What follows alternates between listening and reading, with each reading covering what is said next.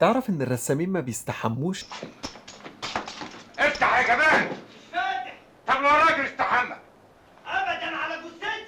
الله يسامحك يا عيساوي يا اللي بوظت سمعتي. خليني اقول لك اني بحثت كتير قوي في الموضوع ده، ما لقيتلوش اي اثر في التاريخ ولا خلفيه دراميه ولا خلفيه علميه تثبت الموضوع ده، لحد ما في يوم بالصدفه البحته اكتشفت السبب هو زيت الرسم. ولو ما تعرفش زيت الرسم بيتعمل من ايه، بيتعمل من زيت بذر الكتان المميز جدا بريحته.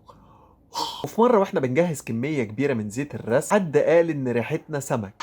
ايه ده؟ استحميت؟ انتوا جننتوا. عايزين استحمى. زيت بذر الكتان عشان اقربها لك هو الزيت الحار بتاع عربيات الفول، لذلك بتكون في ريحه مميزه جدا من وانت معدي من جنب اي عربيه فول، تحس ان ريقك جري كده وعايز تغمس شقتين. عشان كده ريحه المراسم والاماكن الكبيره اللي بيترسم فيها بالزيت بتحس ان ليها ريحه مميزه شويه، ومشكلته انه بيلزق في الهدوم. عشان كده في الطرق الحديثه ابتدوا يضيفوا له مواد تغير ريحته شويه، لكن لو بتشتغل بالزيت الخام تلاقي ريحته بتنطبع على الهدوم، ولو عديت من جنب اي حد هيقول لك ابقى استحمى يا عيسى.